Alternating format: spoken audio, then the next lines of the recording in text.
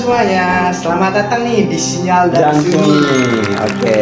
Bareng gue, Dewa, yang bakal jadi moderator, sekaligus temenin kalian ngobrol hari ini. Benar banget. Dari sini nih kita bakal ngulik tentang teknologi. Oke. Tapi teknologinya nggak bikin ribet ya. Iya. Bukan kayak seperti programmer atau masuk ke dalam lebih dalam lagi lah. Biar nggak garing gue ngobrol sendirian, gue udah ngajak nih teman-teman gue nih buat nemenin kalian semua. Saya hai dulu dong semuanya. Hai.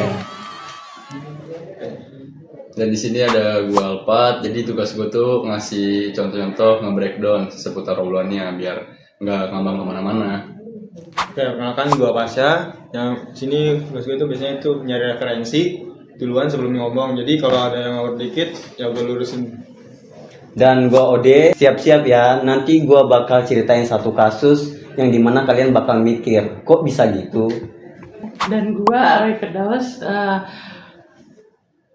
bagian gue mikirin sisi etika, bikin kalian mikir kok bisa sih kayak kejadiannya kayak gitu, dan biar kita di sini nggak cuma ngeluh doang. Waduh, tema kita nih kedengarannya berat sih. Berat banget sih kali kayaknya. ini. Iya. Temanya apa sih? Jadi temanya itu sosial, informatik, teknologi, etika, dan ruang Cyber. Oke. Kedengarannya sih obrolannya bakal seru nih kalau denger obrolannya. Kayaknya gua udah gak sabar banget nih, langsung aja nih. Nah, makanya nih kita semua bakal dibawa ke santai lah, jangan serius-serius Serius banget gitu ya. Oke. Intinya kita mau ngobrolin sih gimana sih teknologi ini ngefek ke kehidupan kita sehari-hari Betul banget. dan gimana kita harus nyikapinnya gitu. Segitu dulu ya bocorannya ya. Langsung aja nih kita mulai nih biar nggak lama-lama udah.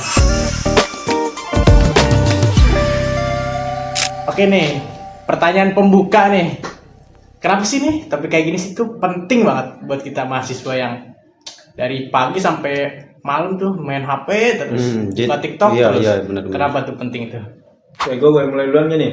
Ya, boleh banget. Oke, gue mulai ya. Namanya tuh gini, di dalam sosial informatik itu kita ngebahas hubungan antara teknologi sama kehidupan kita sehari-hari nih ya. Jadi yang dilihat tuh bukan cuman teknologinya doang, tapi juga gimana teknologi itu ngaruh ke cara orang berinteraksi, belajar, kerja, bahkan ngambil keputusan. Contohnya nih ada aplikasi kita kayak WhatsApp gitu. Ya WhatsApp. Yang dipakai kita setiap hari-hari. Kelihatannya itu cuma bukan buat kirim pesan doang. Padahal dampak itu banyak. Cara kita ngobrol berubah, dosen kasih pengumuman lewat grup, tugas dibahas di chat, berita juga menyebarnya lebih cepat. Jadi teknologi itu pelan-pelan ikut ngebentuk untuk dari kebiasaan kita. Iya, benar banget. Iya benar banget sih, relate dengan situasi dulu gua. Waktu itu kan isinya tuh cuman 2-3 orang. Bahkan udah selesai lulus SMP, SMA itu tuh grup bisa sampai ratusan lah isinya. Dan sampai nggak kenal bisa lewat chat juga, bantu nyimak, sama-sama aplikasi ngirim pesan kan. Terus tapi rasanya beda total lah sama sekarang. Ya, bener banget sih. Nah dari titik itu etika mulai masuk teman-teman. Begitu teknologi ngubah cara kita hidup bareng-bareng, sama otomatis mulai muncul pertanyaan mana yang boleh, mana yang enggak, dan siapa yang akan tanggung jawab kalau ada yang dirugikan. Gitu. Nah makanya itu nih kita minjem kerangka buku itu yang namanya buku The Gift of Fire. Benar kan? Bener banget. Nah, ya, dan judulnya itu udah ngena banget teman-teman. Ibaratkan tuh kayak hadiah berupa api bisa buat masak, buat anget-anget, tapi bisa juga ngebakar rumah. Waduh, nah bukunya tuh ngupas 6 hal privasi, kebebasan berbicara, hak cipta, kejahatan cyber, etika profesional, sama dampak dari teknologi itu sendiri.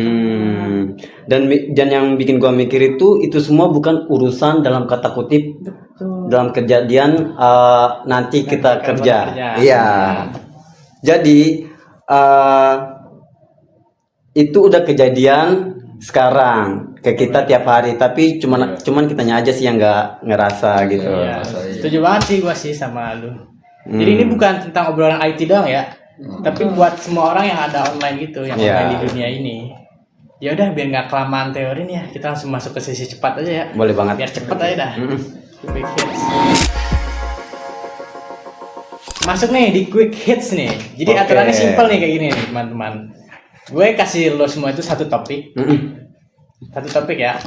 Kalian jawab singkat, padat, dan langsung jawab gitu. Oke. Ngerti kan? Siap, Siap kan? boleh. Siap. Oke, pertama nih. privacy.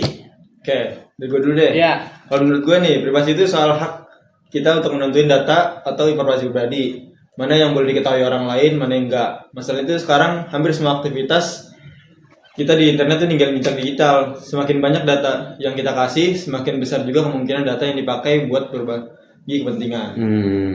Contoh dari hal simpel deh, misalkan lu lagi mau nyari sepatu nih atau lagi nyari laptop. Nah itu tuh kadang besokannya feed yang di Reels IG lu itu penuh dengan yang lu pengen. Langsung muncul ya. Iya. Itu contoh dari lu tuh lagi diulik sama privasi lu. Gitu. Iya sih.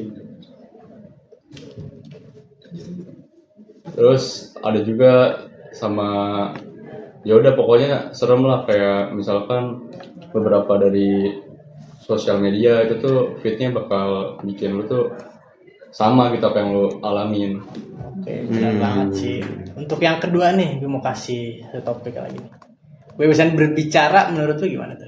Kebebasan berbicara tuh Ya. kayak semacam menyampaikan pendapat dari kita atau maupun orang lain, tapi di ruang cyber batasnya suka kayak kabur gitu. Kebebasan lo tuh berhenti pas lo mulai ngerugiin orang lain kayak gitu.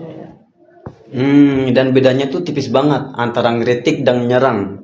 Itu yang bikin kolom komentar jadi medan tuarang tuh. Waduh, Ribet juga ya kalau kayak Ribet gitu. banget Ya. ya.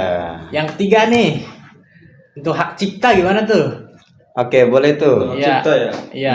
Itu pada intinya itu untuk penghargaan buat karya orang lain, mau itu lagu, foto, tulisan, desain, sampai coding sekalipun, semuanya ada yang bikin. Jadi wajar kalau pemiliknya itu punya hak atas karya tersebut. Berarti kalau misalkan kita punya karya diambil sama orang, ditempel asal ngaku-ngaku, itu sih tanpa berdasarkan sumber itu udah nyenggol ranah dong ya. Ya. Wah, iya itu nyenggol banget Pak. Soalnya walaupun itu cuman buat tugas kuliah, karya itu tetap ada yang punya. Minimal kita nyebutin sumbernya lah atau izin kalau emang diperlukan. Jangan mentang-mentang gampang diambil dari internet, terus dianggap bebas untuk pakai hati. Iya. Berarti kita harus ini ya, nyantumkan sumbernya kalau mau ngambil karya orang itu. Iya benar banget Pak. Yang keempat nih, untuk kejahatan cyber gimana tuh? Oke, boleh. Untuk kejahatan cyber sih kejahatan yang dilakukan lewat sistem komputer tuh. Ya, contohnya kayak penipuan online, ya terus kayak peretasan bank tuh. Dan korbannya itu bisa banyak. Itu pun termasuk kita juga. dan lebih seremnya tuh yang pelakunya tuh nggak bisa kelihatan gitu loh mukanya, apalagi kan kita nggak tahu nih orang larinya kemana. Terus kayak kita tuh, duh ini ngerugiin kita juga. Terus kita apa yang harus kita lakuin itu sama aja kayak kita tuh hati-hati teman-teman kayak gitu. Duh, sekarang berarti harus berhati-hati ya. Hati-hati kalau banget nih. Bermain internet itu. Iya. Banyak tuh orang jahat gitu. Oke, yang terakhir nih. Untuk etika profesional gimana tuh? Nah, ini kan bagian aku ya teman-teman. Iya. Ini soal tanggung jawab orang yang kerja di bidang teknologi. Nah, mereka tuh yang bikin sistemnya, jadi mereka tuh kayak juga harus mikirin dampaknya ke banyak orang. Kayak supaya data kita tuh juga nggak tersebar ke orang lain. Tapi menurut gue ya, arti teknologi itu aja belum cukup sih. Karena menurut gue yang lebih penting itu gimana kita nggunain kemampuan itu dengan tanggung jawab. Karena teknologi yang kita buat intinya bakal dipakai untuk banyak orang. Oke, bener banget sih. Mantap kalau kayak gitu. Nah, itu tadi tuh kilasan cepatnya nih. Sekarang kita masuk nih ke lebih dalam lagi nih, ngulikannya nih. Iya. Boleh kan? Boleh. Boleh. Oke.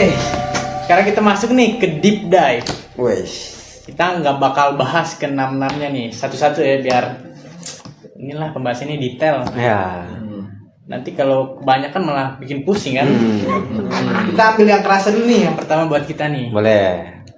Apa tuh? Buka dong soal privasi gimana Tuh, itu? privasi. Privasi ya, kayak Iya. dibuka nih ya. Kalau ngomongin soal privasi itu, menurut gue nih ya salah satu contoh yang paling kerasa dampaknya sih itu sekarang kita hampir setiap hari tuh ngasih data pribadi.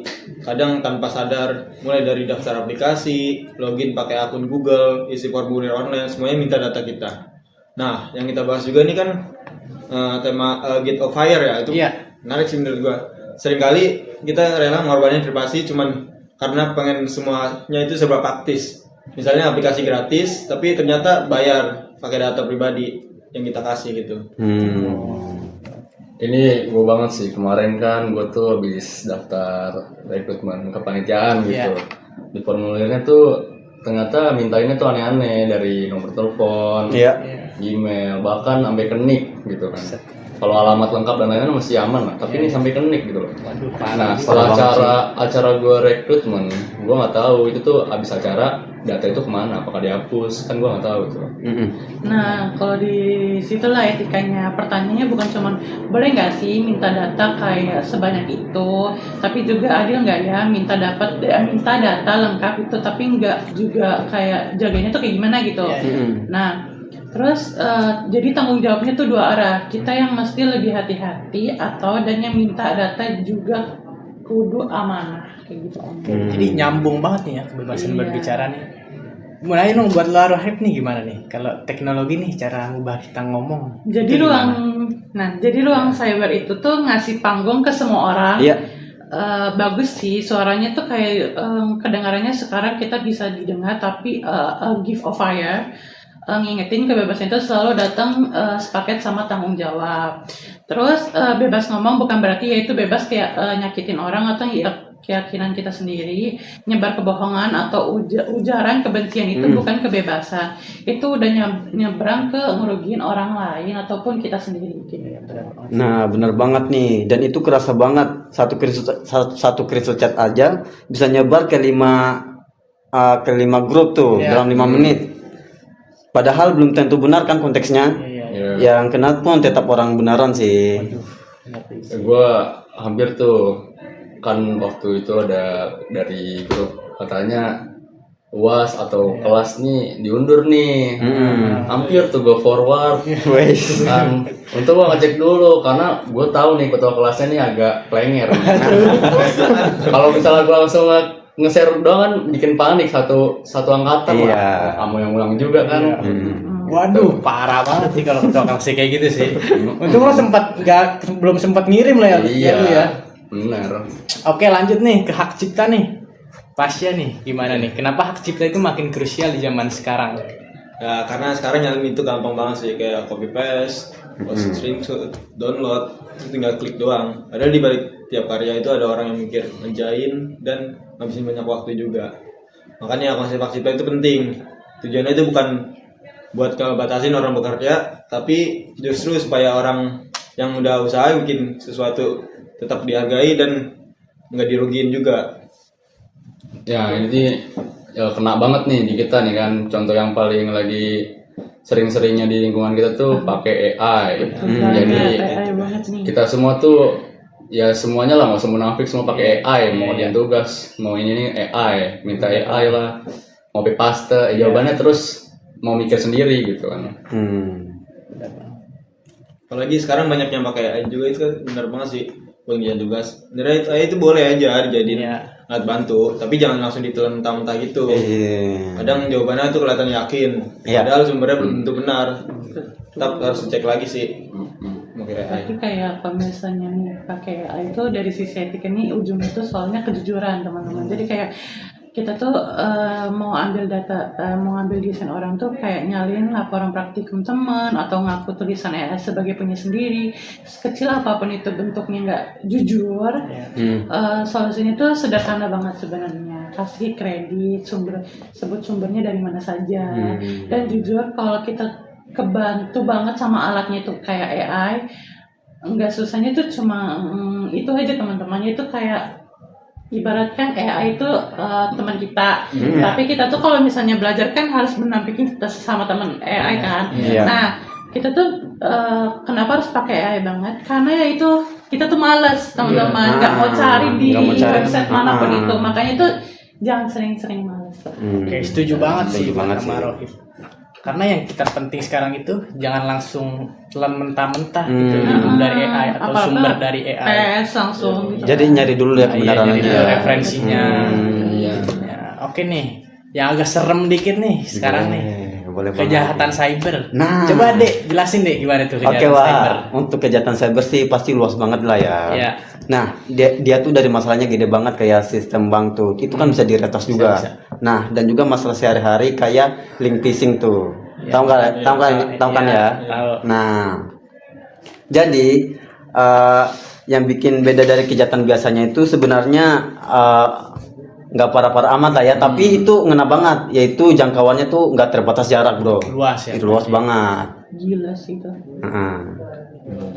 Dan satu penipu tuh bisa nyasar ke ribuan orang tuh, padahal cuma dalam kosnya doang nih. Iya. Iya.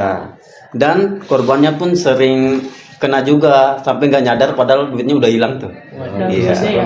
Karena menarik juga nih, banyak kejahatan cyber sekarang justru nggak perlu teknologi yang ribet. Pelakunya lebih sering memanfaatkan kelengahan orang. Misalnya itu bikin orang panik atau percaya. Terus akhirnya korban sendiri yang ngasih password atau kode OTP. Jadi masalahnya itu bukan cuma soal teknologi sih, tapi juga soal perilaku manusia. Iya benar banget sih. Benar sih. Kemarin tuh temen gue kan lagi tren banget tuh soal PRJ Iya. kan ada konser tuh kan. Iya. Nah dia tuh pengen nonton Nike Latency, cuman karena dia nggak sempat beli, dia carilah yang WTS biasa di JJ. Calon. Nah pas sudah mau dibeli, dia udah transfer nih, cuman karena dia meyakinkan dari followers, akhirnya pas udah transfer langsung diblokir. Akhirnya korban masih banyak tuh sampai sekarang. Ih, serem banget. Berarti dia nggak ngecek di kontak dulu teman. Iya. Dan disinilah etika profesional main peran gede, yang dimana tuh orang-orang tuh yang bikin sistem keamanan, yang jaga data kita supaya mereka punya tanggung jawab moral, bukan cuma teknik sini aja gitu. Terus give of fire nih, nekenin bahwa profesional teknologi itu kayak dokter atau insinyur, keputusan mereka tuh ngefek banget ke hajat hidup banyak orang. Jadi nggak bisa tuh cuma mikir aja, yang penting tuh fitur jalannya aja gitu. Berarti kita sekarang harus berhati-hati ya untuk Berhati-hati, yang harus. dunia maya atau Iya. internet ini. Harus dicari dulu tuh sumber-sumbernya di mana. Orangnya terpercaya atau enggak. Jadi nih kalau gue tarik nih dari kesimpulan semuanya nih. Jadi tuh teknologi itu ini ya selalu ketemu sama manusia. Iya, pastinya Nah sih. betul banget. Kalau gue lihat sih, inti dari sosial informatik itu memang di situ sih. Teknologi itu nggak pernah berdiri sendiri. Kalau ada manusia yang bikin, manusia yang pakai, dan masyarakat yang ngerasain dampaknya. Makanya tiap ada teknologi baru itu yang harus dipikirin itu bukan cuma fiturnya aja, tapi juga pengaruhnya ke kehidupan orang yang banyak juga. Iya. Dan tiap ada teknologi baru itu dampaknya nggak selalu langsung kelihatan tahu. Kadang enaknya di awal doang. Masalahnya pun muncul di belakangan tuh. Iya kayak medsos nih awalnya buat nyari teman. Kalau dulu kan dari Telegram, dari buat anonymous. Nah terus makin kesini tuh sosmed tuh bikin kita mikir kayak jadi ngebawa mental, kayak misalkan wah dia kok udah lebih sukses dari kita. Itu kan bikin mental banget. Mental kita jadi jatuh ya. Nggak bakal sejauh ini sih. Gitu.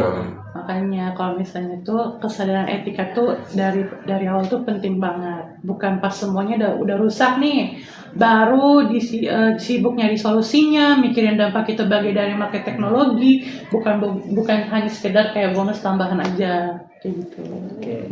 Dalam juga nih ya ngomong-ngomong obrolan Oh kita nih. iya. Jadi katanya mau santai Santai doang. aja, iya. Ternyata sedalam ini. Dalam ini nih, aduh. Waduh. Kacau, Oke nih, kacau. biar makin kebayang nih. Kita turun nih ke satu studi kasus. Boleh Coba deh banget. bawain gimana yang tadi lo mau bilang. Nah, iya nih untuk studi kasusnya mungkin kita bayangin aja dari skenario yang dekat sama kita ya. Iya. Nah, kita sebut aja nih namanya si Rangga. Iya. Nah, pada suatu hari dia ini ketiduran di kelas. Nah, tapi posisinya saat itu mungkin kelasnya lagi kosong atau lagi jam istirahat lah ya. Iya. Nah, pas saat itu temannya satu temannya iseng nih buat motoin dia yang lagi tidur. Waduh. Nah, terus dia kirimnya ke grup WhatsApp nih. Di grup angkatan gitulah ya. Dan dikasih caption bercandaan gitu. Nah, awalnya ya lucu-lucuan aja lah ya. Tapi fotonya tuh udah nyebar di forward group angkatan tuh. Nah, jadi dia pun malah dibikin stiker. Nah, lucu-lucuan. iya buat lucu-lucuan doang tuh. Akhirnya fotonya itu keluar dari circle si Rangga tadi. Nah, Aduh itu emang niatnya bercanda ya, tapi foto itu juga belum tentu dianggap lucu kan. iya. Betul banget. Nah, terus si R tahu dong, dia pastinya langsung marah tuh di situ. Nah, otomatis dia bikin snapgram panjang lebar, terus nyebutin nama si pelaku, dan sekalian dia laporin ke teman-temannya buat nyerang si pelaku tersebut. Wah. Kayak gimana tuh? Seru nih. Coba kita bedah rame-rame gitu. Kalau dari sisi privacy gimana tuh? Nah, boleh tuh. Menurut gue nih ya, dari sisi privasi itu udah jelas bermasalah sih. Contohnya kayak foto seseorang itu disebarkan tanpa izin. Apalagi pas kondisinya lagi nggak sadar atau nggak siap buat foto itu. Walaupun awalnya niatnya cuma bercanda, tetap aja orangnya itu yang di foto itu biasa ngerasa dirugikan gitu. Bahkan kalau kalau dampaknya serius, kasus ini juga bisa nyentuh ranah hukum, termasuk benar banget. aturan di UU ITE. Tapi ada pentingnya juga nih, cara si A balas juga tuh kayak masuk wilayah etika, yang dimana ngajak orang satu orang tuh rame-rame itu tuh sebenarnya tuh gampang banget bisa berubah jadi perundungan. Si A ini bener soal dia tuh dirugikan, tapi caranya tuh bisa jadi salah juga, kayak ibaratkan dia tuh fatal, merugikan. Sebenarnya tuh kan juga ininya juga salah ya, tapi itu juga nggak bisa, harus komunikasinya tuh harus benar-benar baik gitu, harus ada penengahnya gitu. Iya, dalam satu kejadian juga tuh bisa jadi dua-duanya salah, yang foto sama yang nyebar juga sama-sama salah. Tapi yang ngajak nyerbu balik juga ya Itu saja. salah juga kebablasan. Kebablasan ya. Kan yang salah tuh kan satu orang, bukan rame-rame. Betul, dan ini juga pas banget nih contohnya kayak kebebasan berbicara, ketemu tanggung jawabnya. Si A kan bebas protes, bersuara, itu haknya dia, tapi begitu dia gerakin massa buat nyerang, kebebasan itu udah nyebrang jadi ngerugiin orang lain kayak gitu. Terus untuk solusi idealnya gimana dong buat si Rangga tuh? Nah, idealnya tuh kayak si A tuh minta baik-baik dulu ke orangnya, fotonya dihapus. Terus penyebaran di stop, kalau nggak digubris atau nggak ada yang benar, lapor ke pihak kampus atau parahnya tuh ke jalur hukum, bukan main hakim sendiri lewat masanya, itu nggak baik teman-teman. Wih, benar banget. Benar banget. Nah, terus buat kita yang cuma lihat dari luar, jangan langsung ikut nyerang atau nyebarin lagi. Biasanya ya cari tahu dulu tuh duduk perkaranya. Kadang yang kita lihat itu di media sosial itu cuma sepotong cerita, sementara kenyataannya tuh bisa jauh lebih kompleks. Iya, lebih parah lagi. Parah banget. Jadi benar-benar harus dicari tahu dulu nih ceritanya si A itu gimana, cerita si yang motoin itu gimana. Jangan langsung asal nyerang kan. Iya, jangan asal nyerbu doang tuh. Gitu sih. Jadi satu kejadian kecil di kelas doang aja ini kena 4 topik sekaligus ya. Benar Dari banget. privacy, kejahatan cyber, kebebasan berbicara, sama etika. Iya. Waduh, kacau juga sih Kacau ini. banget sih. Oke nih, waktu kita sudah mepet kayaknya nih. Banget nih. Iya. Udah lama-lama kita ngobrol-ngobrol. Sebelum gua tutup, gua mau dong tiap orang ini kasih atau kalimat penutup gitu. Ya, boleh. Boleh nggak? Boleh banget. Dari gua dulu nih. Teknologi itu deket banget sama hidup kita. Jadi sadar dikit sama sejak yang udah pernah kita tinggalin. Sama mikir-mikir sebelum foto atau nyebar, seenggaknya mikir dulu lah biar nggak ada ngerugiin orang lain. Kalau dari gua nih ya, pesannya simpel aja sih. Jangan gampang percaya sama semua informasi yang lewat di timeline. Luangin waktu sebentar buat cek faktanya dulu nih sebelum ikut komentar atau nyebarin. Soalnya satu klik yang kita anggap sepele kadang bisa berdampak besar buat orang lain juga itu. Benar banget. Dan untuk kalau gue sih tiap kasus di dunia digital tuh pasti ada beberapa sisi lah ya. Dan kita harus melihat dari beberapa sudut pandang tuh biar nggak terjadi makan hoax lah ya, kemakan hoax gitu. Nah, dari gue sendiri tuh teknologi itu kan kayak api ya, yang gue dari awal cerita itu kepake banget, tapi butuh tanggung jawabnya nih.